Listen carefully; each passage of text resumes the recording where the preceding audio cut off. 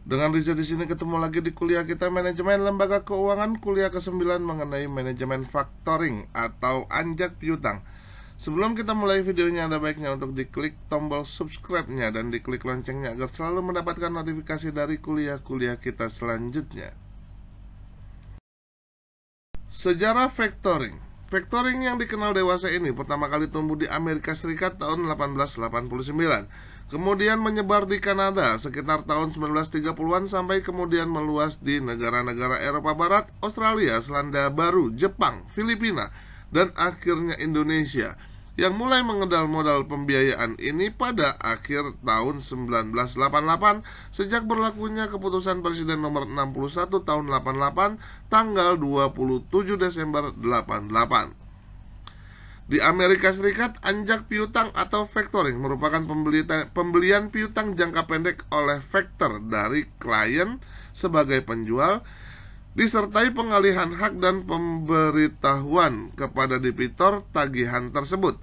Factor biasanya membeli tanpa resource dan membayar uang muka 90% dari nilai invoice, dan sisanya ditahan untuk diperhitungkan dengan jumlah yang dibayar oleh factor untuk piutang tersebut. Sejarah anjak piutang atau factoring di Inggris ditandai oleh hal-hal sebagai berikut. Pertama, anjak piutang tumbuh dan berkembang bersama dengan tumbuh dan berkembangnya perdagangan tekstil. Dan hal ini bertahan cukup lama sebelum bisnis anjak piutang merambah juga ke bidang-bidang lain di luar perdagangan tekstil. Pihak perusahaan anjak piutang atau factor terdiri dari para pedagang, dalam hal ini pedagang tekstil, bukan banker. Selanjutnya, di awal abad ke-17, anjak piutang dibawa ke Amerika Serikat bersama-sama oleh gelombang hijrahnya orang-orang Inggris dan orang Eropa lainnya. Karena di antara mereka yang hijrah terdapat pengusaha-pengusaha anjak piutang, karena itu tidak mengherankan jika di Amerika Serikat anjak piutang itu berkembang cukup pesat.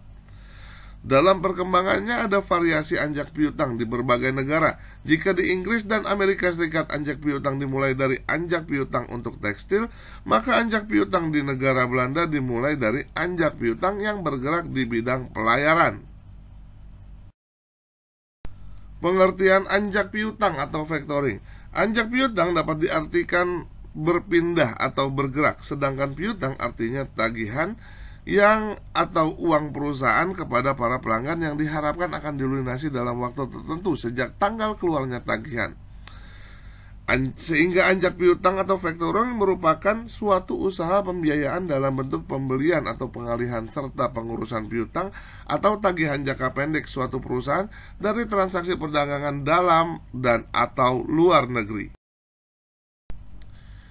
Keputusan Presiden nomor 61 tahun 1988 tentang ketentuan dan tata cara pelaksanaan lembaga pembiayaan bahwa perusahaan anjak piutang adalah badan usaha yang melakukan kegiatan pembiayaan dalam bentuk pembelian dan atau pengalihan serta pengurusan piutang atau tagihan jangka pendek suatu perusahaan dan transaksi perdagangan dalam atau luar negeri. Keputusan Menteri Keuangan tentang anjak piutang dalam Permen Keuangan nomor 84 PMK 21 2006 tentang perusahaan pembiayaan pasal 1E dinyatakan bahwa anjak piutang atau factoring adalah kegiatan pembiayaan dalam bentuk pembelian piutang dalam jangka pendek suatu perusahaan berikut pengurusan atas piutang tersebut.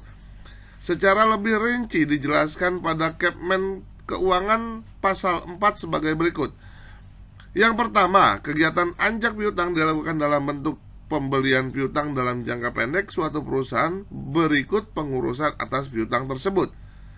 Yang kedua, kegiatan anjak piutang sebagaimana dimaksud pada ayat 1 dapat dilakukan dalam bentuk anjak piutang tanpa jaminan dari penjual piutang atau without resources, dan anjak piutang dengan jaminan dari penjual piutang atau with resources. Yang ketiga, anjak piutang tanpa jaminan dari penjual piutang atau without resources adalah kegiatan anjak piutang di mana perusahaan pembiayaan menanggung seluruh resiko tidak tertagihnya piutang.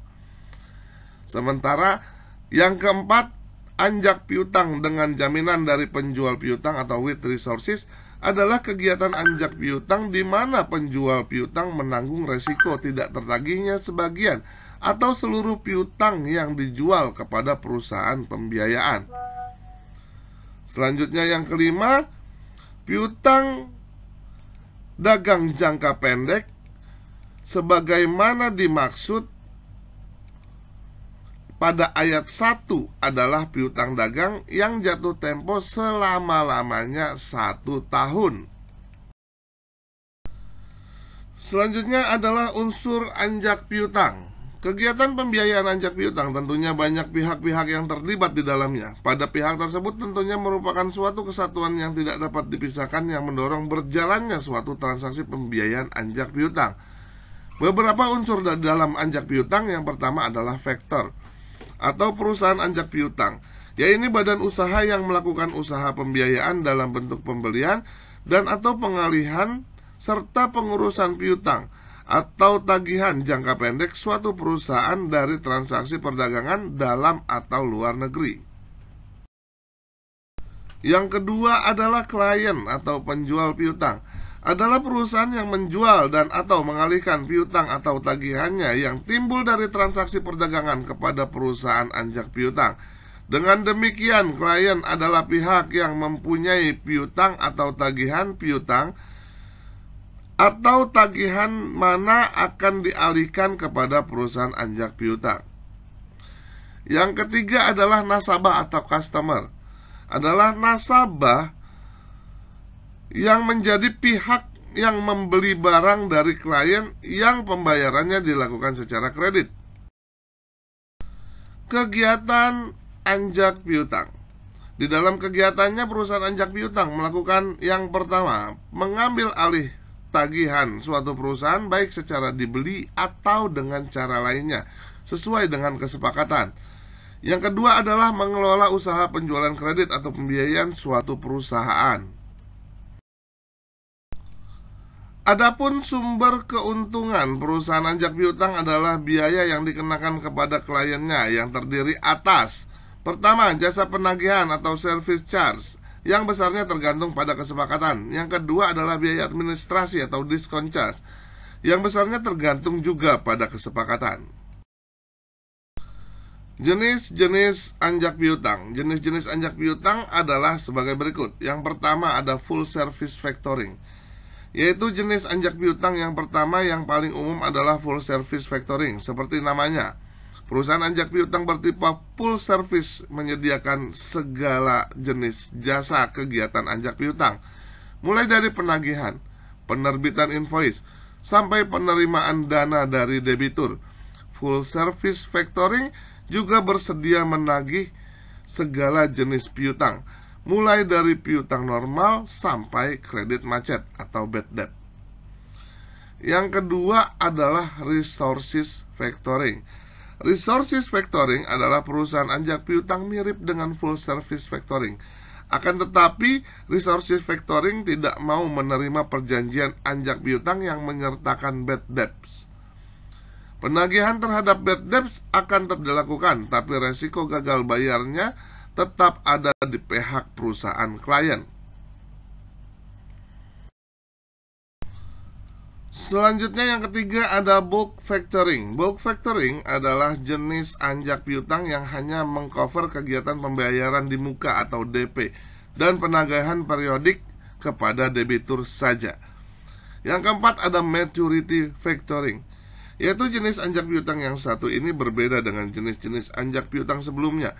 Perusahaan anjak piutang penyedia maturity factoring hanya bertindak sebagai pengawas, penata administrasi, dan pelindung kredit saja. Seluruh aktivitas teknik penagihan tetap dilakukan oleh perusahaan klien. Selanjutnya, jenis yang kelima adalah agency factoring. Agency factoring adalah jenis anjak piutang dengan mengatasnamakan penagihan piutang pada perusahaan lain. Jika penggunaan jasa factoring jenis ini, perusahaan anjak piutang adalah pihak yang namanya digunakan dalam invoice penagihan. Meski demikian, proses teknis penagihan tetap dilakukan perusahaan klien itu sendiri. Selanjutnya yang keenam adalah undisclosed factoring, yaitu jenis anjak piutang yang terakhir ini adalah undisclosed factoring. Maksudnya adalah perusahaan anjak piutang khusus menyediakan jasa proteksi terhadap bad debt saja. Perusahaan semacam ini akan menjamin maksimal sampai dengan 80% nominal piutang yang berpotensi menjadi bad debt. Metode perhitungan biaya anjak piutang. Ada beberapa metode umum yang digunakan jasa factoring guna menghitung biaya perjanjian anjak piutang. Yang pertama adalah service fee. Metode pertama perhitungan biaya perjanjian anjak piutang adalah service fee. Jika perusahaan anjak piutang memakai metode ini, maka Anda perlu memberikan pembayaran rutin atas jasa factoring. Sebagai contoh, Anda memakai jasa berbentuk agency factoring, setiap beberapa periode tertentu Anda wajib memberikan service fee pada perusahaan factoring yang jasanya Anda gunakan. Selanjutnya adalah discount charge. Perhitungan biaya perjanjian anjak piutang kedua menggunakan metode discount charge atau pemotongan faktur. Jika jasa factoring Anda menetapkan metode discount charge, maka Anda akan menerima pembayaran piutang setelah dikurangi oleh jasa factoring. Contohnya adalah sebagai berikut.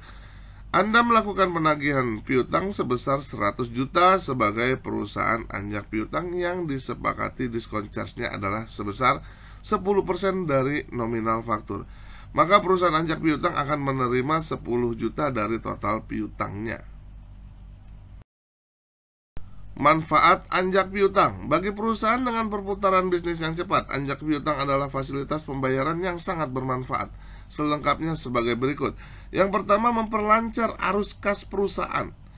Manfaat pertama perjanjian anjak piutang adalah memperlancar arus kas perusahaan, baik secara nyata atau di atas laporan neraca. Jika memakai jasa factoring, perusahaan anjak piutang akan membeli seluruh invoice piutang Anda. Dengan demikian, Anda akan mendapat pembayaran hutang lebih cepat dari debitur. Yang kedua adalah memindahkan risiko ke pihak anjak piutang. Piutang merupakan salah satu jenis aset lancar yang bisa berubah menjadi tidak lancar jika penagihannya macet. Saat hal ini terjadi, arus kas perusahaan bisa tersendat sehingga operasional pun terhambat. Anjak piutang adalah solusi guna menghindari kejadian tersebut. Dalam proses perjanjian anjak piutang, Anda akan memindahkan risiko gagal tagih kepada perusahaan anjak piutang pilihan Anda. Manfaat anjak piutang yang ketiga adalah mempercepat proses produksi. Manfaat ketiga anjak piutang adalah proses produksi semakin cepat. Dengan terbayarnya piutang oleh perusahaan factoring, maka jumlah kas real Anda akan semakin besar. Kas ini dapat dimanfaatkan untuk menambah kapasitas produksi perusahaan. Selanjutnya adalah yang keempat, mengalihkan tugas penagihan. Selain risiko kredit macet, kadangkala perusahaan tidak punya waktu untuk melakukan penagihan piutang. Dengan menggunakan jasa perusahaan anjak piutang, Anda tidak perlu sulit dengan proses penagihan, sebab tugas tersebut sudah dialihkan ke jasa factoring atau perusahaan jasa factoring pilihan Anda. Berikut ini adalah beberapa perusahaan anjak piutang atau perusahaan pembiayaan anjak piutang. Yang pertama, Aditama Finance. Aditama Finance adalah suatu perusahaan pembiayaan yang menyediakan jasa anjak piutang dan sewa guna usaha ataupun finance and lease. Perusahaan ini pada dasarnya sudah berdiri pada tahun 2001, yang pada waktu itu memiliki nama PT Artamas Finance. Kemudian perusahaan ini diambil alih secara resmi oleh PT Aseta Selindo dan juga PT Kasana Indexindo yang bergerak pada perusahaan pemegang saham pada bank indeks dan berubah nama menjadi Aditama Finance yang lebih fokus pada finance lease dan juga factoring. Yang kedua ada SG Finance, adalah sebuah perusahaan yang didirikan dari pengambil alihan PT Société Générale Consumer Finance Indonesia, suatu lembaga keuangan dari Perancis oleh perusahaan PT Mitra Cakrawala Internasional dan Winarman Halim pada tahun 2008 lalu. Lalu nama perusahaan itu ganti nama menjadi SG Finance. Yang ketiga ada PT IFS Capital Indonesia. PT IFS Capital Indonesia adalah perusahaan pembiayaan yang bergerak selama 22 tahun di Indonesia. PT IFS Capital Indonesia mampu memberikan pengadaan pada jasa leasing untuk jenis usaha kecil dan menengah serta pada bidang anjak piutang atau factoring. Dan yang terakhir ada yang namanya PT Tifa Finance. DSU adalah sebuah perusahaan yang fokus di bidang sewa guna usaha, anjak piutang dan pembiayaan konsumen. Perusahaan yang sudah ada dari tahun 1989 ini berubah nama menjadi PT Tifa Finance di tahun 1996. Saat ini, perusahaan ini sudah memiliki 2 cabang, yaitu di Jakarta dan juga Surabaya. Lalu ada juga kantor perwakilan lain di berbagai daerah, seperti Samarinda, Makassar, Semarang, dan Banjarmasin. Quotes for today: usaha dan keberanian tidak cukup tanpa tujuan dan arah perencanaan. By John F. Kennedy. Sekian kuliah kita kali ini, semoga bermanfaat buat kita semua. Keep your spirit to learn more. Please like, share, and comment. Dan jangan lupa untuk diklik tombol subscribe-nya dan diklik loncengnya agar selalu mendapatkan notifikasi dari kuliah-kuliah kita selanjutnya. Terima kasih. Bye-bye.